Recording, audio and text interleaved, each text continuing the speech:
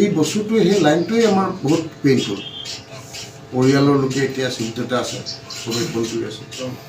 ঘৰৰ মোৰ পৰিয়াল চিন্তিত হৈ আছে গাঁৱত চিন্তিত হৈ আছে